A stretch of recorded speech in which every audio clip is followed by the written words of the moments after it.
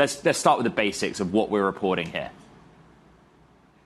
Yeah, well, just to back up one step, of course, Moonshot announced itself really to the Western world, at least a couple weeks ago, where it came out with this Kimi K3 model, which has very strong performance, really near the leading edge of the frontier labs and the models at OpenAI and Anthropic. And one of the questions since then has been, how did they do it? We know that there's been breakthrough engineering at a number of the different Chinese companies. Of course, DeepSeek was really the phenomenon last year, but now the questions are around Moonshot and how did they actually pull this off. And we've seen a couple of bits and pieces of it, but this kind of helps us understand the broader picture. We know that Alibaba has an investment in Moonshot, and what we're reporting in this story is that Alibaba is also supplying a bunch of the computing power behind that model. We know that they're using 20,000 of Nvidia chips, the Hopper generation of chips from Nvidia. Alibaba did get back to us and they said they're not the H200 chips, which are the leading edge. Our sources have told us that they actually are those H200 chips, but they're definitely the Hopper generation of chips that they're providing, and Moonshot has been able to use that to build out this model. We also, of course, had the White House, Mike Kratsios, saying that they believe they're also accessing Grace Blackwell chips, even more advanced chips from Nvidia.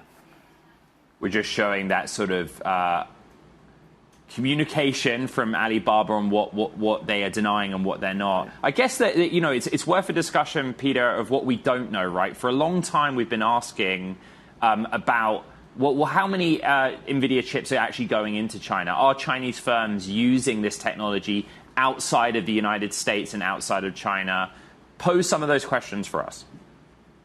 Yeah, it's a complicated picture, and we do have this shifting regime of export regulations that's affected a bunch of this. Nvidia is not allowed to sell its most advanced chips, the Blackwell chips, into China right now. What we have seen in the past is they were able to sell a number of the Hopper generation of chips, some of the earlier generations of chips. More recently, the U.S. signed off on Nvidia selling those H200s into China. That would be a pretty advanced chip for many of these companies to use, including Moonshot and DeepSeek.